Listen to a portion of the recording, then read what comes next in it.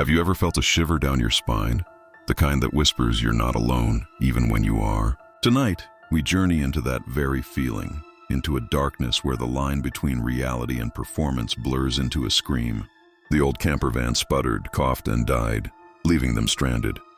A group of friends, swallowed by the immense, silent darkness of a forest that seemed to drink the moonlight. The road behind them was as empty as the one ahead, a black ribbon cutting through a sea of ancient skeletal trees. With no signal and no choice, they decided to walk, their footsteps swallowed by the damp earth. The air was thick and cold, carrying the scent of pine and decay, a promise of the isolation that was now their reality.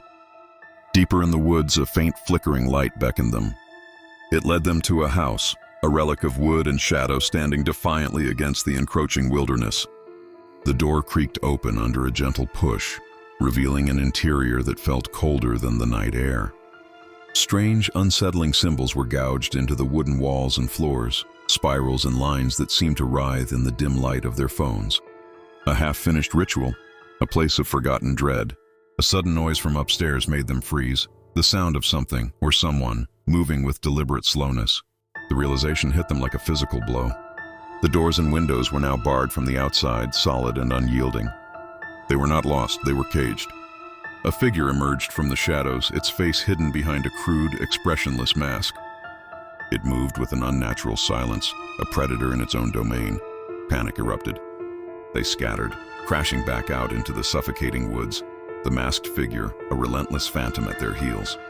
The chase was a frantic, desperate ballet through grasping branches and uneven ground, a mad dash that inevitably led them back to the house, the only structure in a world of trees. But as the final girl was cornered, screaming in the very room where it all began, something changed.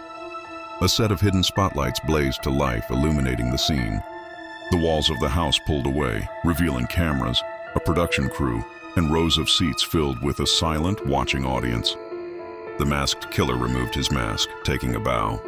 Their terror, their desperate fight for survival, had been nothing more than the evening's entertainment. And so we must ask ourselves, when we watch a story unfold, are we merely observers, or are we part of the show? Perhaps the greatest horror isn't what happens in the dark, but what's revealed when the lights finally come on.